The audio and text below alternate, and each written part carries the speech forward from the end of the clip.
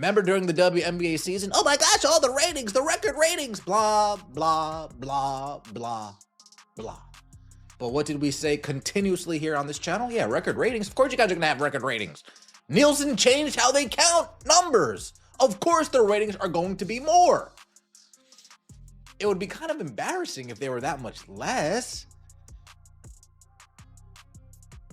Well, Sustainable Unrivaled, their numbers came out and they are less. For months, everything sounded perfect.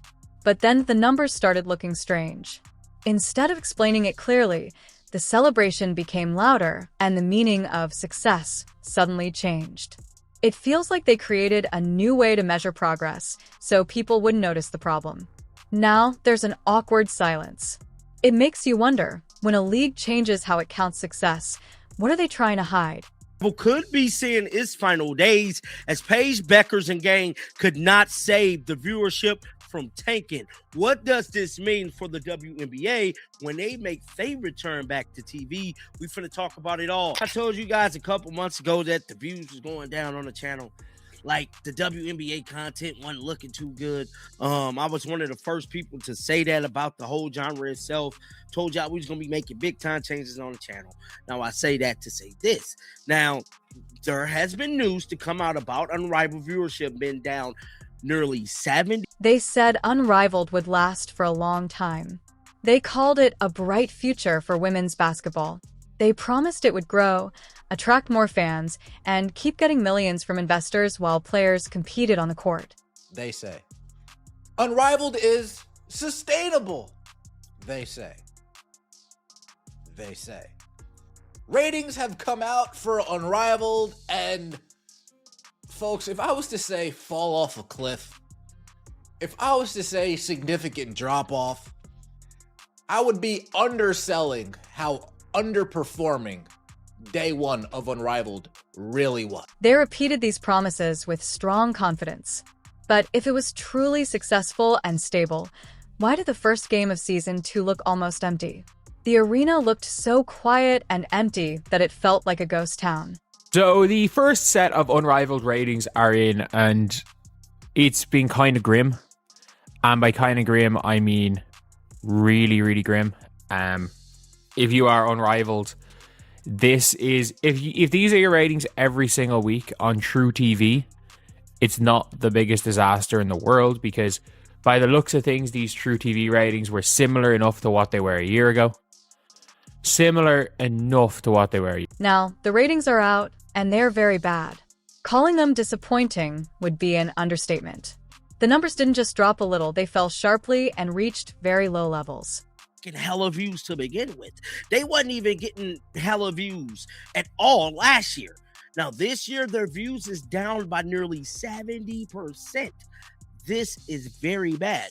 Now, towards the decline of the WNBA season, towards the end of the season, we start seeing the WNBA kind of fudge the numbers, taking into account group party watch, well, basically watch party viewerships, counting those into, you know, effect like bars and stuff like that. In Season 1, everything looked amazing. There were record ratings, big celebrations, and experts saying women's basketball was growing fast and here to stay. The future seemed very bright. But there was one issue. Nielsen had changed the way they measured ratings, which made the numbers look bigger than they might really have been. It was like wearing shoes that are too big and pretending they fit perfectly. In Season 2, about 140,000 fewer people watched the games on Monday nights. Afternoon games were even lower, with only around 107,000 viewers. Many fans didn't even know Unrivaled had returned.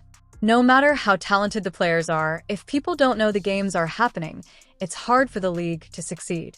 Interest in pretend basketball. I have been telling you guys for years, as the mainstream media has intentionally lied to us. These elite athletes are amazing! This is the best basketball in the world! Woohoo! Yes, yes, yes! We have been talking about this here on the channel for years. The so-called growth in women's basketball is an illusion. The details are even worse when you look at individual games. One matchup between the Breeze and the Phantom had only 40,000 viewers on TNT. Another game with the Lunar Owls had 30,000 viewers on TNT and 20,000 more on True TV. Together, one game barely passed 50,000 viewers in the important 18 to 49 age group. Last year, similar games had around 90,000 to 100,000 viewers on TNT alone, not counting other channels. In less than a year, the league went from looking strong and growing to becoming an example of how fast excitement can disappear. Primetime audiences are shrinking, afternoon numbers are very low, and total viewership is far below what was expected. Fact that the Rose and Lunar Owls on the primetime slot on TNT had, I don't think this is 40,000 viewers, because I think this is the NA is the actual viewer. I think this is like the ratings numbers. I think this is in and around 100,000 viewers, which isn't good. Last year it was, am I right in saying last year at 1.0? No, last year was 0.1. It feels like watching a slow fall back to reality. No matter how much the league talks about being sustainable, it doesn't change the fact that not enough people are watching. One big problem is poor promotion. Season 1 had strong social media buzz and marketing that made it feel like a must-watch event. But Season 2 arrived quietly, with very little reminder or excitement for fans. Some people didn't even know the league was back. Meanwhile, Nielsen plans to introduce a new Big Data Plus panel system by 2025, which combines traditional TV tracking with streaming data from smart TVs and other sources. For many sports, this system usually increases ratings and makes events look more successful. The early Unrivaled TV numbers are not good for Season 2, that is, which is certainly no cause for celebration, but is cause for concern. When I say the first part, it's because I guarantee you there are going to be a lot of people racing to like rub it in and do like a and I'm rooting for Unrivaled success. I like the idea, the concept, the mission statement, and all of those things, but you also have to deal with the reality of a situation. However, Unrivaled's viewership barely improved, even with better measurement systems. Smart TVs and big data couldn't fix the main issue. The audience simply isn't there like before. It's ironic because the league promoted itself as innovative and sustainable, yet it struggles to keep viewers for its biggest games. The numbers show overconfidence, weak promotion, and fans who either lost interest or didn't know the season had started. Investors may now be questioning their support. The players are talented and competitive, but talent alone isn't enough. A sports league also needs strong marketing and fan awareness. Without enough viewers, it's like preparing an amazing meal in an empty restaurant. It may be great, but it's not sustainable if no one shows up. So, in case you guys do not know this, and I put this out on the Twitter, and I mean, hell, the tweet didn't even get that much interaction. The Unrivaled League is in all kinds of damn trouble. They're in all kinds of trouble. Don't you find it odd that the league and the fire around it, why so quiet? The comparison with last year is serious. In year 1, opening night averaged over 300,000 viewers. This year, primetime games draw about 175,000, and afternoon games only 107,000. That drop is huge. Many fans who watched before are no longer tuning in, and some didn't even know the season had restarted. The idea of a fast-growing, sustainable league now feels more like good marketing than reality. Even with advanced rating systems, the league is still underperforming. No technology or data system can fix the problem if people simply aren't watching. You can use all the smart tools and algorithms you want, but if fans don't press play, the numbers will stay low. Starters, it's easy to show growth when you're growing from nothing to almost nothing. But people were not watching women's basketball. People were not paying $10 to be sedated while the Chicago Bravado airballed layups against the Las Vegas Anonymous Faces. Contrary to the prevailing narrative in the mainstream media, Angel Reese is not a draw. AJ Wilson, but my name... For investors and league management, this means less negotiating power and the need to rethink their plans. Momentum cannot be faked, and hype alone cannot create loyal viewers. Season may 2nd still have talented players and competitive games, but a league cannot survive on talent alone. It needs strong fan interest, full seats, and active social media engagement.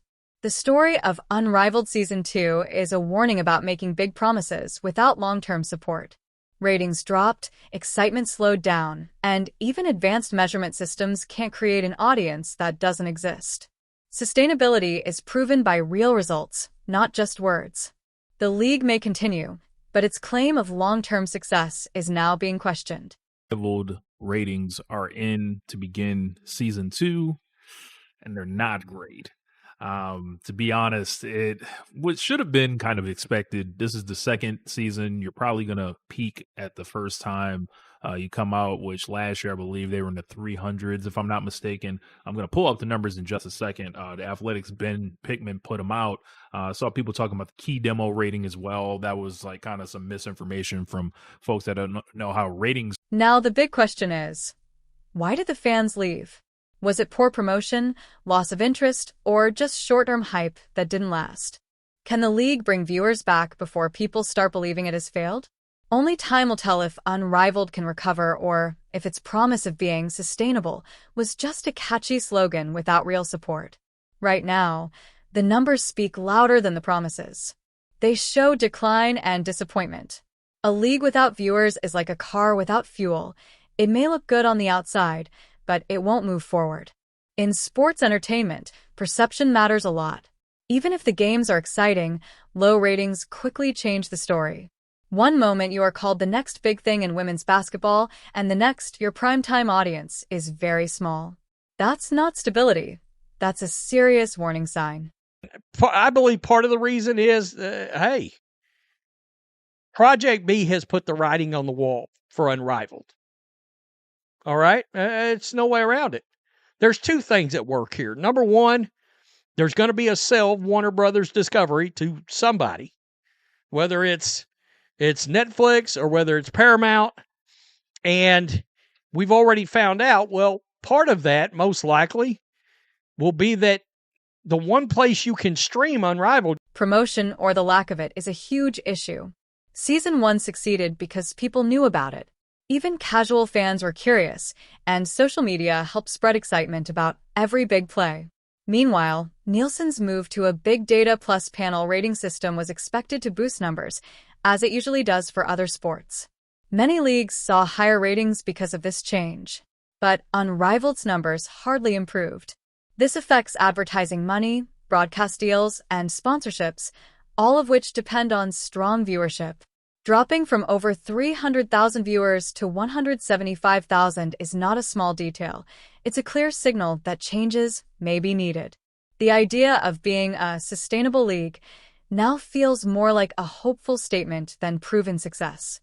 It also raises questions about the loyal fans who are still watching. Television numbers are not one-to-one with revenue. Rights deals get signed, agreements get signed, money that comes in, ad dollars can all be, independent specifically of the ratings, but the ratings tend to influence the media rights deal and the overall numbers that come in and what advertisers are expecting. So, of course, that's why they often become a story. And in this case, you're in the 2nd season of Unrivaled, so you're curious to see how it's going to do going. Season May 2nd still have talented athletes and exciting games, but something feels missing. Watching games with smaller crowds or less attention reduces the excitement. Live sports thrive on fan energy, reactions, and online discussions. When the audience shrinks, that shared experience fades. The games still have skill and strategy, but they lose some of the excitement that makes people care. In the end, this situation teaches an important lesson. Talent alone doesn't guarantee long-term success. Hype doesn't last forever. The league could improve and attract viewers again with the right strategy. But for now, the message is clear. Without fans, nothing else matters. Ratings are the final judge, and in Season 2, they show that Unrivaled still has a long way to go to prove its claims.